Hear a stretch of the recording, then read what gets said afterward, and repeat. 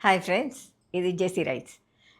ஒரு வயசானவங்கள ஹாஸ்பிட்டலுக்கு கூட்டிகிட்டு போகிறதுக்காக அவங்கக்கிட்ட பேசினப்போ அவங்க சொன்னாங்க, அந்த ஹாஸ்பிட்டலில் இப்படி ஒரு அம்மா இருப்பாங்க, இந்த பேரில் அவங்கள தான் நம்ம பார்க்க போகணும் அப்படின்னு. அவங்க தான் உங்களுக்கு ரெகுலராக பார்க்குறாங்களான்னு கேட்டால், ஆமாம் பார்க்குறாங்க. ஆனால் அவங்க உங்கள் டிபார்ட்மெண்ட்டு இல்லை போலயே அப்படின்னு கேட்டதுக்கு அவங்க சொன்னாங்க, இல்லை நம்ம அந்த அம்மாக்கிட்ட போவோம், அவங்க வந்து நமக்கு வேறு யாரையாவது அப்புறம் ரெஃபர் பண்ணுவாங்க அப்படின்னு சொல்லி. ஏன்னு கேட்டேன். ஏன் அந்த அம்மாகிட்ட போகணுன்றீங்க? அது வந்து இன்னும் ஒரு 2 நாள உங்களுக்கு எக்ஸ்டெண்ட் பண்ணும். நேரடியா உங்களுக்கு தேவையான ஸ்பெஷலிஸ்ட் கிட்ட போயிடலாமேன்னு.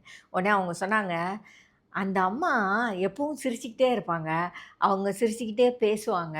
அவங்க கிட்ட பேசும்போதே நம்ம நோயெல்லாம் குணமாயிட்ட மாதிரி இருக்கும்." அப்படின்னு அவங்க சொன்னாங்க. ஒரு புன்னகைக்கு, ஒரு சிரிப்புக்கு, ஒரு ஒரு ப்ளசன்ட் அ இதுக்கு ஃபேஸுக்கு எவ்வளவு மரியாதை எல்லா இடத்துலயும் இருக்குன்னு பாருங்க. நீங்களே யோசிச்சு பார்த்தீங்கன்னா, நம்ம காலையில இறங்கி வெளியில போகும்போது 4 பேர் நம்மள பார்த்து சிரிச்சா, சந்தோஷமா விஷ் பண்ணினா, நமக்கு எவ்வளவு உற்சாகமா இருக்கு.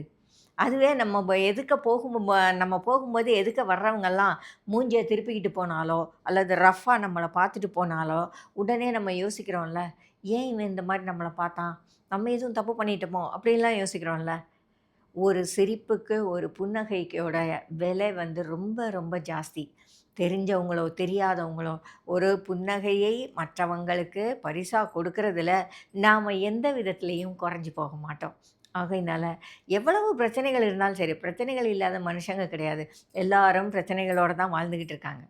ஆனா, அதோட சேர்த்து சந்தோஷமா இருக்கவும், சிரிச்சுக்கிட்டே இருக்கவும், புன்னகையோட இருக்கவும் நம்ம படிச்சுக்கிட்டோமா இருந்தா, அது நம்மளையும் உற்சாகப்படுத்தும், நம்ம எதிராளியையும் உற்சாகப்படுத்தும். நம்மகிட்ட பேச வர்றவங்க கூட கொஞ்சம் நம்பிக்கையா பேசுவாங்க. நம்ம கூட சண்டை போடணும்னு வர்றவங்க கூட நம்மகிட்ட யோசிப்பாங்க சண்டை போடுறதுக்கு, இல்லையா?